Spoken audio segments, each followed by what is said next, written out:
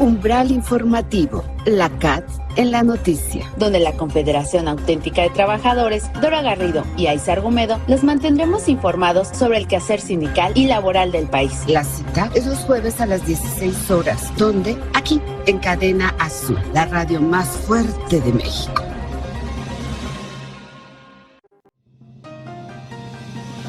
Umbral Informativo, la CAT en la noticia. Comenzamos.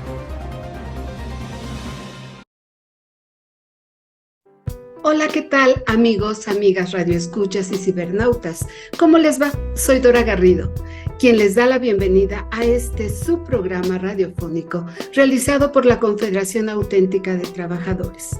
Gracias por acompañarnos. Comenzamos. Umbral Informativo, la CAT en la noticia. En opinión de... Para ponernos en marcha, escuchemos al maestro Ricardo Espinosa López, secretario general de la CAT, quien nos hará cruzar el umbral del sindicalismo.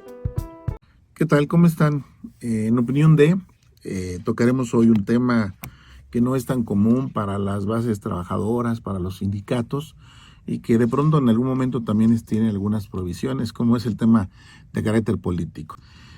También arranca el año electoral, año político, donde el próximo año habrá elecciones presidenciales de gobernadores, diputado federal, senadores, diputados locales y alcaldías en muchos estados, en todo el país, respecto a la presidencia de la República y respecto a las diputaciones federales y a los senadores. Y nos hemos preguntado, y también es un común denominador, ¿qué papel juegan los sindicatos, los trabajadores en las elecciones, en el momento político, en el actuar político de nuestro país?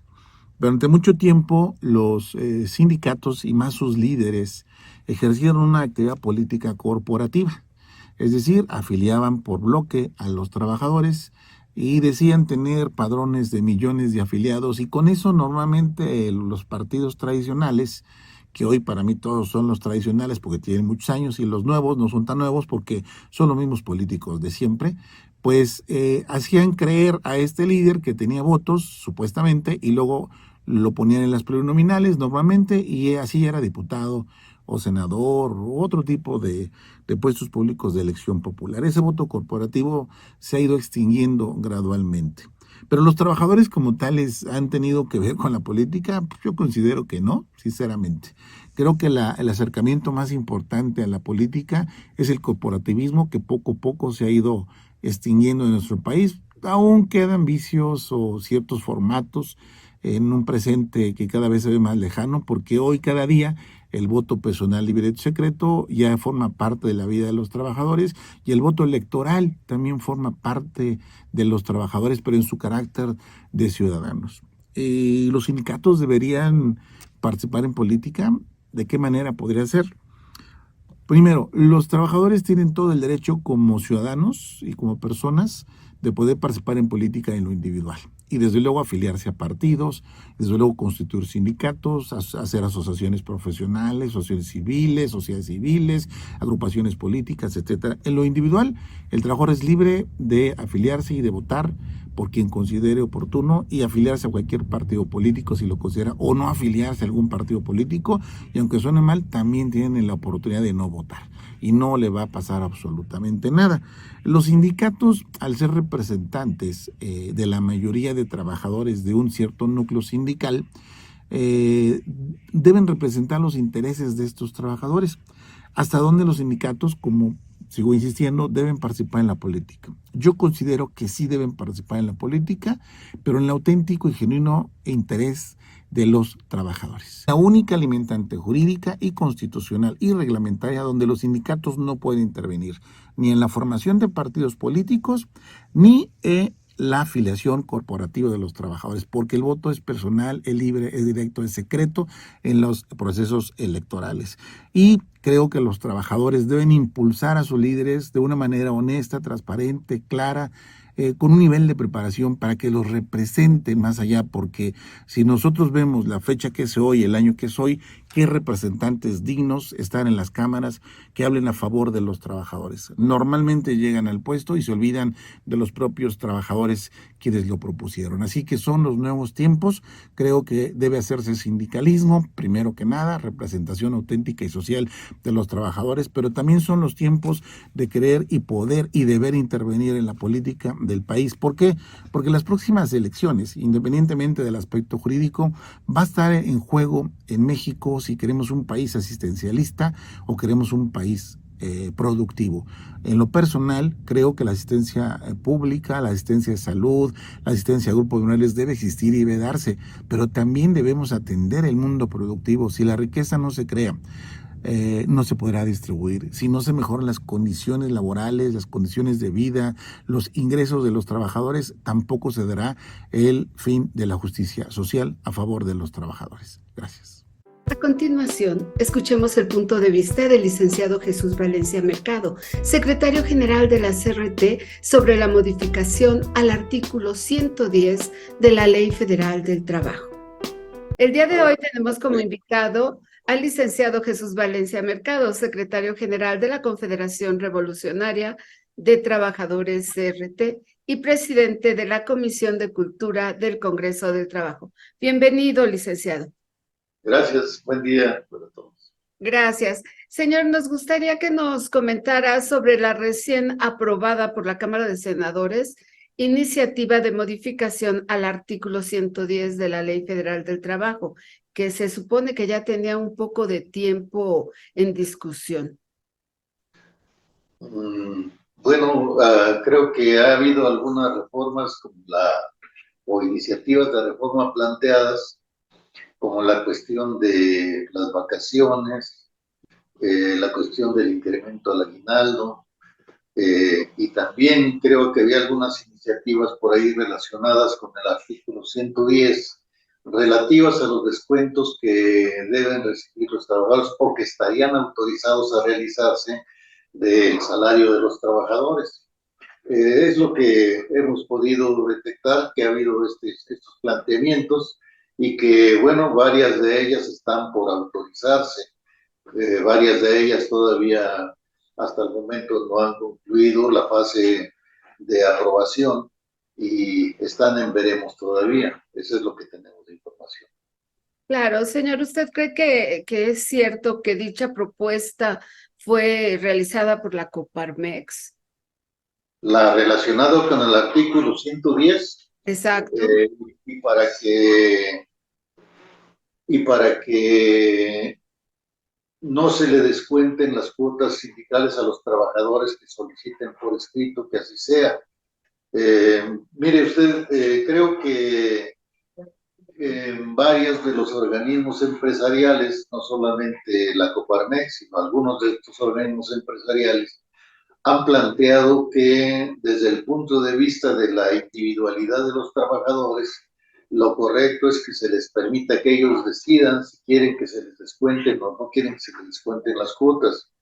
Este planteamiento que fue aprobado en la reforma de 2019 y que quedó establecido en la reforma de 2019, en realidad es un acuerdo, es un planteamiento que vulnera y lesiona la vida interna de las organizaciones sindicales.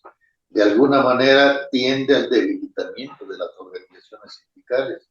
Y quiero yo decirle que hay organizaciones empresariales y hay empresarios en lo individual que están de acuerdo en que haya un sindicalismo, y que esto ayuda también al desarrollo de los trabajadores y ayuda también pues a que haya la productividad necesaria en las diferentes empresas.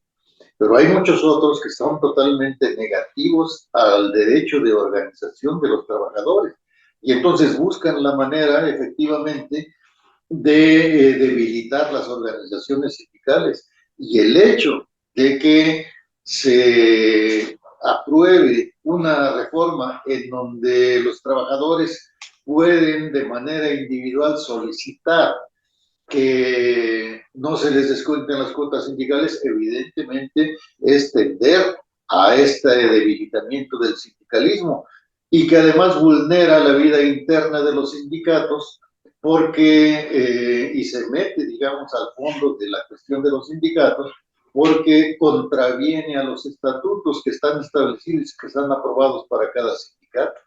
Entonces, no se puede anteponer la cuestión individual, el derecho individual al derecho colectivo de las agrupaciones. Precisamente por eso se toman los acuerdos por asamblea general en donde participan los trabajadores, para que ahí se aprueben estos estatutos. Y entonces, por lo tanto, no se debe aprobar este tipo de legislación, este tipo de reglamentos en donde contravienen a esta vida interna de los propios sindicatos. Entonces, no solamente puede ser una agrupación, puede ser varias agrupaciones empresariales que busquen el debilitamiento de los sindicatos y también pues varios patrones en el individual, pero quiero decirle que afortunadamente hay muchos otros que pues comprenden la necesidad de los trabajadores de estar unidos y de que definan sus derechos pues más elementales de manera organizada. Claro, licenciado, una duda. Digamos, ustedes en su contrato colectivo de trabajo pueden dejar estipulado el pago obligatorio de estas cuotas. En el momento dado que se llegara a aprobar el que fuera voluntario, digamos, ¿habría algún problema o se hace valer el contrato colectivo?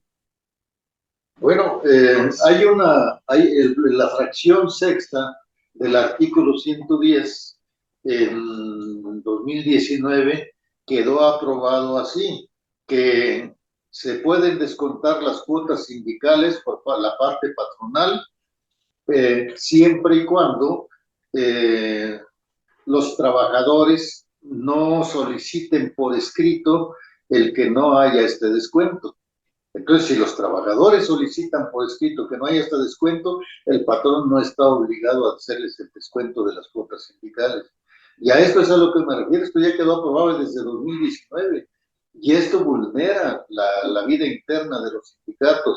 Esto está en contra del derecho colectivo de los trabajadores, del derecho colectivo del derecho a estar organizados, porque las cuotas, ¿para qué son en una organización sindical? Pues son para el sostenimiento de la organización sindical, de la agrupación sindical.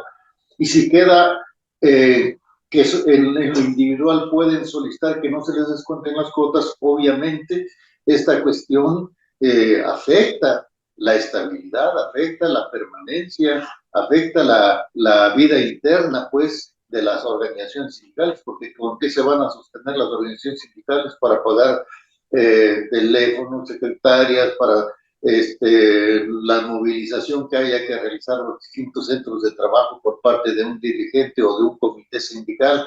Esto definitivamente es algo estrictamente necesario. Y con esta reforma se pone por delante el derecho individual de los trabajadores y no el derecho colectivo que como organizaciones pues la propia ley lo permite y lo autoriza.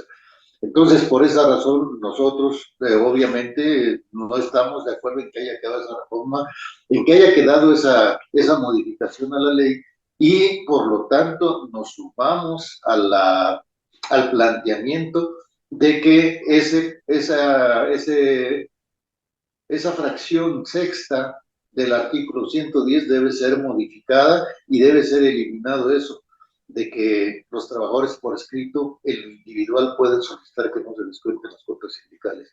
Eso debe de ser eliminado del artículo 110 y si se está planteando esta reforma en el Poder Legislativo, qué bueno y qué bien que se esté planteando. Lo único que esperamos es que sea aprobada lo más pronto posible porque es necesario para la vida y la permanencia de las organizaciones sindicales.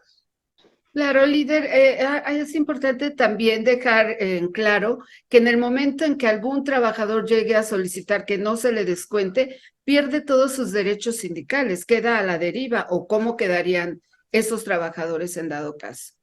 Bueno, eso ya depende de las organizaciones sindicales de acuerdo a cómo modifiquen sus estatutos, porque efectivamente pues pueden manejar eso que usted señala, que al momento de que ellos soliciten que no se les descuenten las cuotas, pues que también queden al margen de los derechos sindicales, porque deben, o sea, todos los trabajadores, pues tenemos que estar conscientes que, pues al mismo tiempo que se tienen derechos, se tienen obligaciones, y una de esas obligaciones es pagar la cuota sindical. Y si alguien no quiere pagar una cuota sindical, pues entonces también no tiene por qué exigir derechos dentro de las agrupaciones. Por esa razón, sería eso lo más justo. Pero esto es llevar a complicar las cosas innecesariamente, puesto que si se plantea en el artículo 110 que se respeten los estatutos de las organizaciones en relación a las cuotas sindicales, entonces, pues, a partir de ahí no tenía que haber ningún problema, porque Claro. se supone que ya la opinión de los trabajadores se tomó en cuenta al momento de la aprobación de los estatutos de los sindicatos y de las agrupaciones sindicales. Bien, licenciado, también otro de los temas es sobre el aguinaldo. Se había propuesto que este año se pudiera pagar el doble de lo que realmente se está otorgando a los trabajadores. ¿Qué hay sobre esto? Bueno, entiendo que, como lo mencionaba al principio, es una de las reformas que fueron planteadas ante la Cámara de Diputados con la finalidad de que pues sea aprobado un aguinaldo superior, es decir, que ya no sean 15 días obligatorios como a pagar como ha estado establecido durante los últimos años, sino que ahora son 30 días los que se aprueben. Sin embargo, esta iniciativa no ha sido aprobada hasta el momento y pues no está definido todavía hasta dónde se vaya a aprobar, porque sigue, hasta donde tengo entendido, fue aprobado en comisiones, pero no ha sido aprobado en el pleno de la Cámara. Entonces, pues habrá que esperar. Tanto esta reforma como algunas otras, evidentemente tienen un sentido político y un sentido electoral. La verdad es que varios de los que han hecho estas propuestas, más que hacerlo con una intención verdadera de mejoramiento de los trabajadores, pues lo han estado haciendo con un interés de quedar bien con algunos sectores, pues para presumir de que están del lado de los trabajadores. Pero en los hechos, pues se viene posponiendo esta reforma y se vienen posponiendo otras y no llegan a cumplimentarse, no llegan a cumplirse. Entonces, veremos a ver qué sucede. No sabemos si al final haya una reducción, si al final sea menos o quede en los 30 días, no se sabe, o quede tal como está en la actualidad, porque se supone que se están, pues, algunas de estas reformas fueron llevadas a parlamento abierto, según, y esto, pues, evidentemente es seguir postergando, pues, una definición al respecto, tanto de las vacaciones, tanto del aguinaldo, como la cuestión del incremento salarial y otro tipo de reformas que se están planteando. Claro, señor, ¿usted cree que con todo esta venta que hacen en noviembre, en el mes de noviembre, pueda adelantarse el pago del aguinaldo? Pues mire usted, algunas empresas ya lo han estado proponiendo y lo han estado aplicando. Evidentemente también, pues esto tiene como propósito, pues el que el aguinaldo, los trabajadores se lo puedan gastar rápido y pronto, pues para beneficio del comercio en general. Entonces, pues puede ser que algunas de las empresas lo adelanten, pero digamos que no es algo obligatorio para todos hasta el momento. Sigue vigente la reglamentación en el sentido de que se paguen a más tardar el 15 de diciembre. Y en esa libertad pues están todas las empresas, algunas lo adelantarán tal vez, pero otras no lo van a hacer todavía. La gran mayoría no lo va a hacer. Claro, líder, para finalizar, me gustaría conocer su opinión con respecto a la desaparición de los fideicomisos de la Procuraduría. Bueno, creo yo que esto de los fideicomisos es realmente pues un golpe, creo yo, injustificado y justificado en contra del Poder Judicial, porque al último lo que se pretende, pues, es la absolutización del poder por uno de los tres poderes que dentro de nuestra sociedad están autorizados, están vigentes. Creo yo que se trata en el fondo de un avasallamiento del poder ejecutivo sobre el poder legislativo y sobre el poder judicial.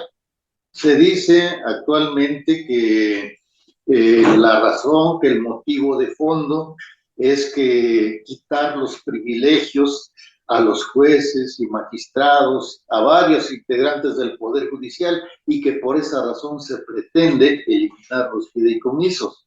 Sin embargo, creo yo que esta postura que actualmente se viene manejando queda deslegitimada y queda en evidencia la mentira, porque si seguimos la historia de las propuestas e iniciativas del Poder Ejecutivo enviadas al Poder Judicial o que han caído al Poder Judicial, en realidad, si el Poder Judicial hubiera estado de acuerdo en violar la Constitución y aceptar la desaparición del INE, o si el Poder Judicial hubiera aceptado también otras iniciativas del Poder Ejecutivo, entonces el Poder Ejecutivo estaría muy contento y estaría muy tranquilo y no habría un ataque para el Poder Judicial.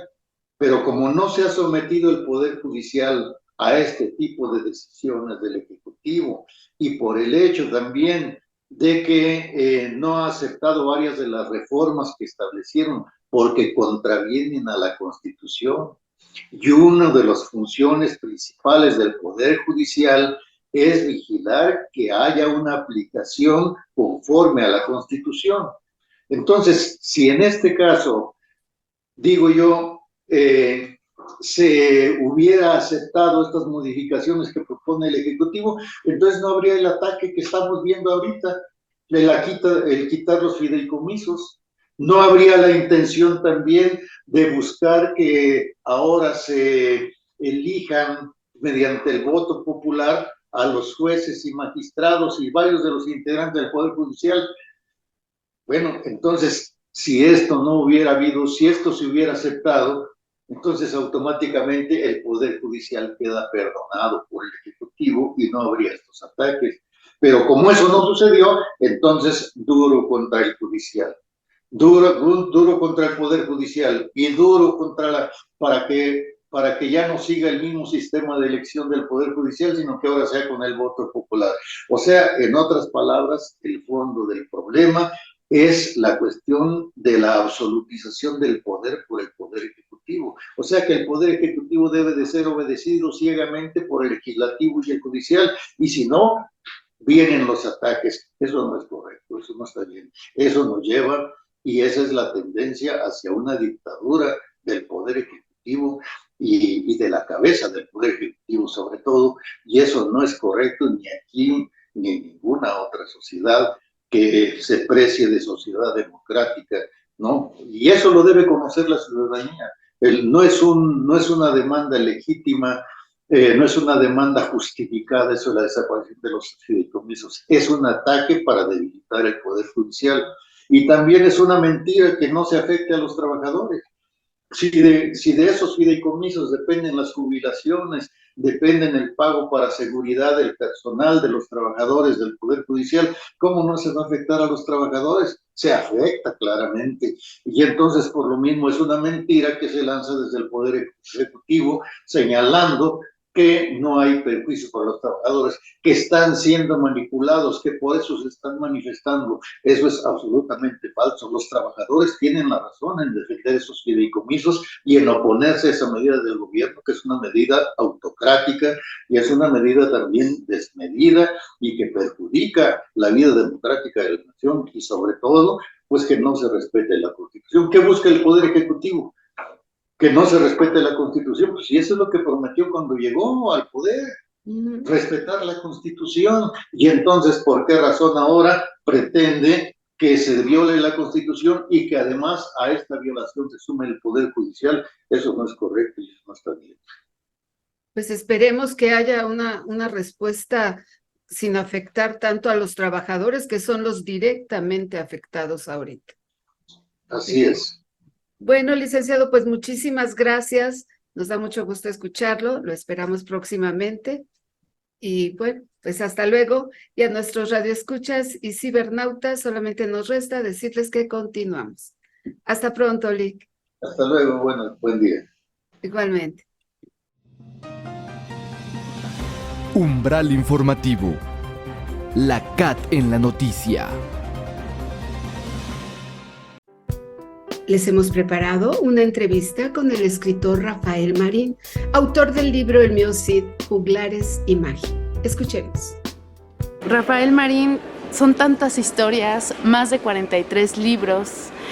Y bueno, y ahora te encuentras aquí en México con esta joya. Yo llamaría joya porque la verdad al ver el título sí se pasa de la parte de que quien lo ve nos remonta a la secundaria en primera instancia y de repente dice uno, sí leí, por ahí leí. Pero bueno, en esta parte del libro que ahora es Mío Cid, el juglar y la magia, ¿qué nos trae con esta parte de esta magia que es revivir? La verdad yo me sorprendí cómo lo tuviste que sintetizar porque yo siento, de repente dije, ay no es cierto, pero sí era verdad.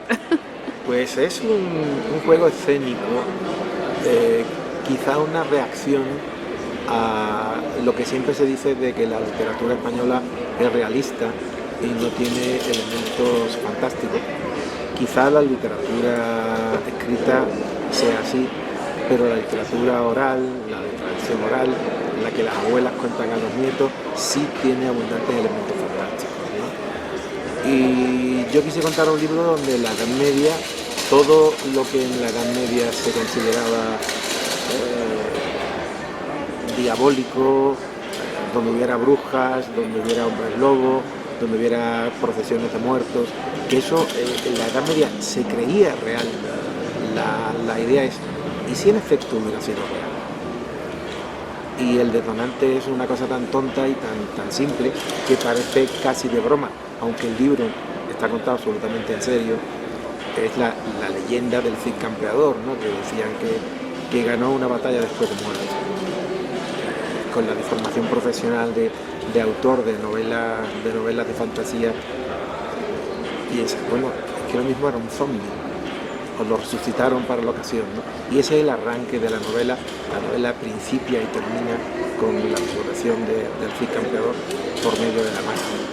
Esta novela y esta magia obviamente es escuchada y es leída durante todo el año, los 365 días del año. Pero ¿tú crees que en esta parte de magia y que estamos a estos meses tan cercanos, será una coincidencia que estés aquí? No lo sé, pero sí es cierto que estos días, cuando he estado comentando uno de los momentos que más me gustan del libro, que es cuando él se encuentra con la Santa Compañía, con la procesión de muertos, tiene muchos elementos en común con Día de Muertos. Entonces, bueno, quizás sea cierto que hay algo por encima de todos nosotros.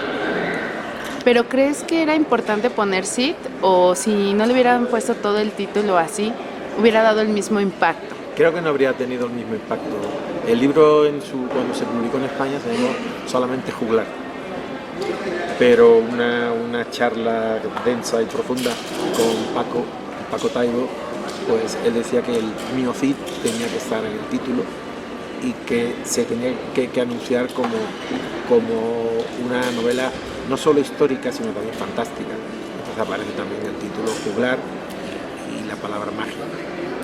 ¿Cuál sería esta definición para las nuevas generaciones? La literatura española está tan mal enseñada y cuidado, el Cantar del Mío Cid está casi a 1000 años de distancia, con un idioma que ya no es el nuestro, con una visión del mundo que es muy difícil de dejar. Es normal que al adolescente no le seduzca la idea de leerse el Cantar del Mío Cid, pero quizás sí le seduzca la idea de leer una historia de aventuras, de magia, donde además haya un personaje que sea el Cid Campeador. Supongo que hay muchos fragmentos, pero ¿cuál es uno de los favoritos? A mí creo que quizás mi fragmento favorito es el encuentro de Estebanillo, que es el protagonista del libro, que es el juglar. El Cid es un secundario. El encuentro con la procesión de muertos, con la Santa Compañía. La leyenda dice que en los bosques del norte hay una procesión de espíritus que van con cadenas cantando y ya dan velas. Si te ven, o si tú los ves, te ofrecen la vela. Y si eres tan ingenuo de aceptar la vela, se cambian porque tú te condenas a buscar eternamente la paz y él encuentra la paz. Y es un momento que creo que da cierto miedo en el libro, quizás mi parte favorita. El libro está tal como se escribió y se publicó hace ya muchos años en España.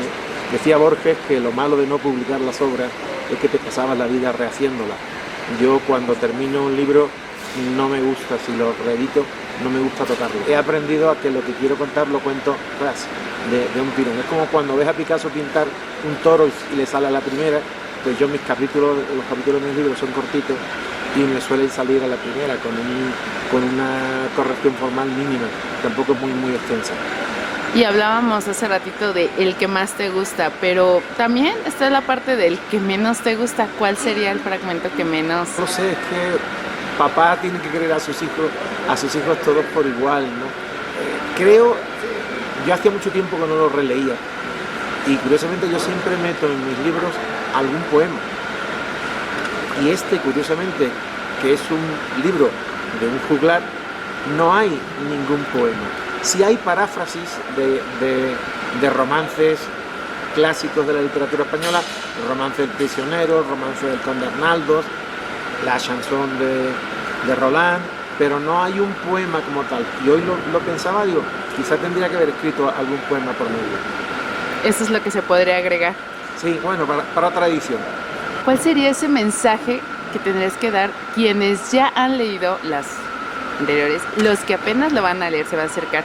¿Cuál sería ese mensaje para ellos? Que es una novela, creo que es diferente y creo que sobre todo es entretenida. Tiene un personaje central que se hace atractivo y en algún momento se hace absolutamente repulsivo porque es un personaje que vive la libertad de tal manera que no le importa cortarse porque vive en el filo de la navaja. Creo que en el fondo, aunque se desarrolle en la Edad Media muy lejana, es una novela absolutamente contemporánea, ¿no? Con una visión de la guerra, del concepto del valor, de la honestidad, de la fidelidad, que creo que puede decir mucho al público de hoy. Y a los chavales jóvenes creo que puede ser una forma de demostrar que se puede hacer literatura fantástica sin tener que imitar a Tolkien, sin tener que contar hadas ni elfos, que nuestro folclore, tanto el de España como el de Hispanoamérica, es muy rico y se puede contar de muchas formas. En esta parte que tocas de valores y guerra, que desafortunadamente ahorita se han perdido y están presentes, ¿qué nos dirías respecto a ello? No sé si en este libro o en otro dice que todas las guerras son la misma guerra. El final de una guerra sienta las bases del principio de otra guerra y en esa lucha estamos y ojalá algún día pudiéramos librarnos de ese San Benito, pero es que termina una y empieza otra. Estamos en los rusos y los ucranios y ahora tenemos los palestinos y los israelíes. Y esto es el cuento nunca acabar, por desgracia. Exactamente. Y bueno, para finalizar, lo que más me encanta, el costo de este libro, porque obviamente podemos tenerlo en Europa estaba como a 20 euros o más, que serían como 300, 400 pesos, ¿no? Pero ahorita tenerlo aquí en el Fondo de Cultura, que te unes con ellos y gracias por traernos y dejarnos ahí leerte también de nuevo, que tan solo por 99 pesos, ¿es correcto? ¿Y qué es lo que tú dejarías con esto, con la parte de precio? Que a mí me parece que todos los libros tendrían que tener ese precio. La edición es muy bonita. De las 3 ediciones que tengo de este libro, esta portada es la que más me gusta, creo que es la que mejor sintetiza lo que es la novela y Es una edición muy linda y sobre todo es muy asequible. Ojalá en España los libros tuvieran este precio.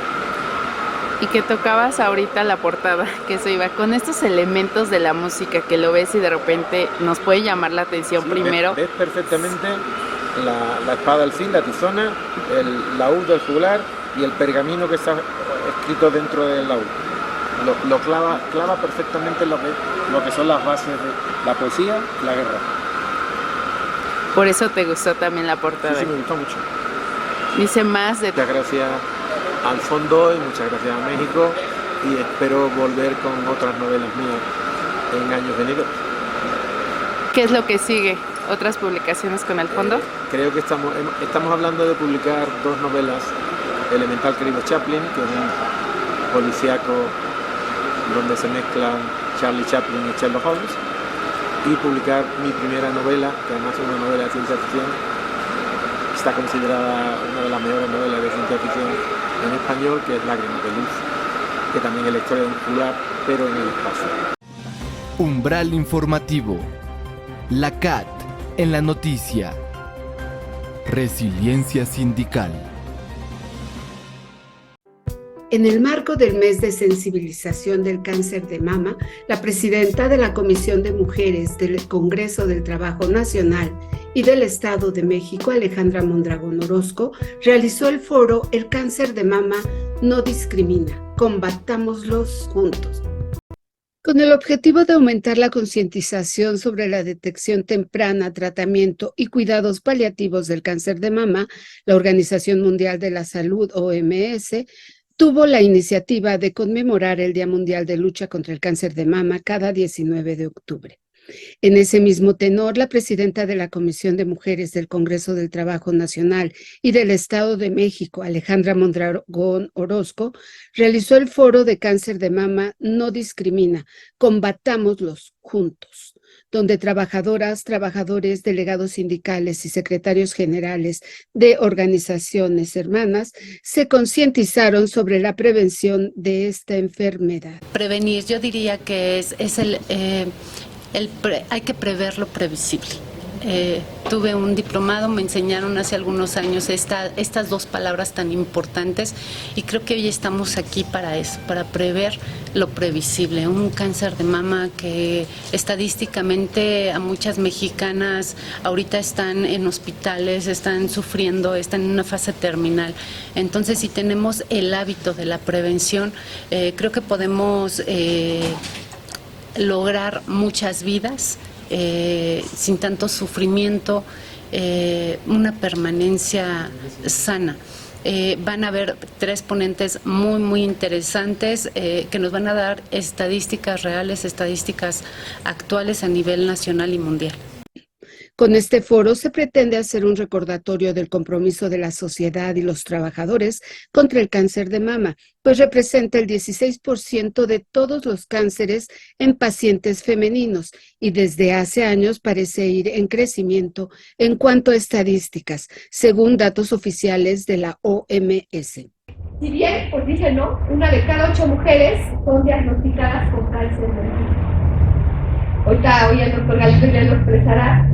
Falta mucho que hacer, falta mucho que concientizar. Se estima que en México murieron 7.821 mujeres a causa de cáncer mamario en el 2020. O sea, ¿qué serán los otros 2 años? Que después de un COVID, también cuánta gente no fue más sensible o detonó más enfermedad. Entonces, pues bueno, dice, se trata de un crecimiento desmedido de estas células del sistema glandular, que ahorita lo dirá el doctor y los doctores, yo no soy la experta en ello. Pero yo sí les quiero compartir algo. Yo sí creo que el tema de salud, aparte de tener un tema físico, tiene un tema de fe. La vida, pues, yo sí creo que la vida yo no me hice sola, ¿no? Yo creo en alguien que todo lo puede, que está allá arriba. Sí sé, y sí lo viví personalmente. Cuando uno tiene fe, cuando uno se pega también a estas emociones que a veces las ubicamos aquí y las logras trabajar, ¿no? Yo hace poquito también tuve un evento con un coreano que ahora está muy sonado, no se lo han escuchado, se llama Mastero, Y él dice que las personas al final del camino somos energía, tenemos una fuente de energía. Y esa energía pues necesita estar en nuestro campo energético sano. Necesitamos estar bien para poder justo continuar en esta vida. De que tenemos toda salida, pues la tenemos, ¿no? Yo creo que así como nacemos, pues va a tener un momento y una partida, pero ¿cómo queremos partir, no? ¿Cómo la gente que nos rodea nos va a ver partir también? Si podemos buscar, me decía este coreano, que los seres humanos podemos vivir hasta 110 años, ¿no? Porque nos tenemos que ir, dice el mundo, imagínense que si fuéramos eternos, pues el planeta no lo acabamos, no, simplemente no se podría. Tenemos una fecha de que nos vamos a ir, pero hasta dónde nosotros esta dignidad de irnos también va a ser un momento digno, ¿no? Un momento donde quizás a los que nos van a ver partir un poco sufran tanto, porque a veces luego ni lo pensamos. Entonces, quizás esta parte que es la enfermedad tiene otros temas que yo diría, aparte de las realidades, tendría que ver con un tema también, pues yo diría emocional, el manejo de las emociones que nos enferman, que yo lo entendí también, el manejo de la alimentación, o más o menos, y que hoy todos esos químicos también nos afectan en nuestro cuerpo. Todo lo que tiene que ver, como lo digo, con la energía, con lo que nos rodea, el que nos demos esos espacios de descanso. Que aunque es sábado, domingo y tienes que es un único día de descanso, compañera trabajadora y trabajamos, pero también lo hagamos en familia, lo hagamos en común, porque a veces las mujeres decimos yo todo, ¿no? Pero también aquí hay compañeros que son delegados y decirles contribuyan, porque también tenemos hijos. Y esto es una enseñanza hoy para todos. Entonces, pues, yo agradecerles que estén aquí. Hay que resaltar que el foro El cáncer de mama no discrimina contó con la participación de especialistas en el tema, el doctor Jorge Galindo, la maestra Claudia Villavicencio y el doctor Eduardo Undas, quienes coincidieron en fomentar la prevención. En México, durante 2022, la incidencia de casos nuevos de cáncer de mama fue de 23.790 entre la población de 20 años y más, así como la incidencia nacional fue de 27.64 por cada 100,000 habitantes de 29 años y más. En las mujeres fue mayor, con 51.92 contra 1.25 en los hombres. En el 2022, el total de muertes por tumores malignos en personas de 20 años y más fueron 87.880, o sea, el 9.0% fue por cáncer de mama. De estos casos, el 99.4% se presentó en mujeres y el 0.6% en hombres. Pues es importante, creo, para todo el mundo. Ya, como dicen, ya no nada más el cáncer de mama es de las mujeres, ¿no? He visto casos de hombres, he leído, he visto videos en los cuales ha habido casos de hombres. Entonces, pues para mí es importante tener información. La información yo creo es muy importante para saber de qué se trata y cómo poder prevenir, ¿no? Yo creo. Sí, de hecho también traigo mi libretita para algunos apuntes, hacerlos, o tomar fotos, video y claro, llevar la información a los compañeros que estén informados sobre todo estos temas que son muy importantes. Ahí donde trabajo, pues más que nada también son más mujeres que hombres, entonces pero es para todos, ¿no? Como dicen, pero sí llevar la información porque es muy, muy, muy importante. Pues yo creo que mitad y mitad. Bueno, algunas mujeres sí lo toman muy en serio y sí se cuidan, o sea, sí la plática que dan, luego yo sí me cuido, me autoexploro. En la empresa donde estamos también, por lo que es la campaña de este 19 de octubre, hacen videos, y la labor para que les enseñen a la gente de lo que tiene que hacer, cómo autoexplorarse, cómo cuidarse. Y yo veo que la mayoría de las mujeres sí lo está tomando en serio, ¿no? Algunas, pues así como que, ahí se va, pero la mayoría creo que sí lo está tomando muy en serio. La organización me parece muy bien y la verdad yo aplaudo eso de los sindicatos, ante todo donde estoy yo, que estén haciendo estos movimientos, estas informaciones, estos eventos, porque, pues repito, para la información que están dando es muy buena, clara yo creo, y pues nos ayuda a todos, ¿no? Es importante mencionar que en 1991 se utilizó por primera vez el moño rosa como símbolo del combate al cáncer de mama, cuando la Fundación Susan G. Komen los obsequió a los participantes de una carrera en la ciudad de Nueva York en alusión a los sobrevivientes de cáncer de mama. Y fue a partir de ese evento que se utiliza el listón rosa y se deriva del listón rojo. Por esta razón, la OMS fomenta programas integrales de lucha contra el cáncer de mama durante el mes de octubre, dando prioridad a estrategias de prevención y detección oportuna, con base a la autoexploración y mastografía. La detección temprana, el diagnóstico adecuado y el tratamiento oportuno son claves para que las mujeres con cáncer de mama obtengan mejores resultados de salud. La licenciada Mildred Fernández, secretaria general del Sindicato de los Obreros Mexicanos CROM, finalizó realizando una invitación a la conferencia Cerebro de Mujer. La maestra Taidea Alejandra González Vaca y una servidora Mildred Fernández Gómez somos fundadoras del movimiento de las Talaveras, mujeres idealistas en lucha constante a nivel nacional, y me complace invitarlos a todos ustedes. Vamos a tener un evento que va a ser presencial e híbrido en las instalaciones de la CROM Nacional. Con este primer aniversario de este gran movimiento de las Talaveras, y vamos a presentar un conferencista de talla internacional con la conferencia Cerebro de Mujer, una conferencia sumamente interesante, importante, y que será, creo que, importante para hombres y mujeres, compañeros, compañeras, que escuchen un poco de esta conferencia, porque nos va a nutrir desde la historia, cómo el hombre salía a cazar y las mujeres se quedaban al cuidado de los niños, pero ahí se descubre también parte de estas hierbas que son utilizadas como medicina, porque pues no teníamos de otra las mujeres, ¿no? Siempre lo digo, las mujeres siempre estamos presentes, y la historia, pues de todo no se puede entender sin las mujeres. Umbral informativo. La CAT en la noticia. Y bien, amigos, escuchemos qué nos preparó Ais Argumedo para esta semana. El Museo de Ajolote está por celebrar la 5ª edición de la Noche Ajolot, el evento bicultural para toda la familia que enaltece las tradiciones mexicanas y busca concientizar sobre el cuidado y conservación de los ajolotes en México, que regresa este año. Axolotitlán, asociación civil que fundó el Museo de Axolot, continúa su labor promoviendo el cuidado y conservación del anfibio que forma parte de la riqueza cultural mexicana.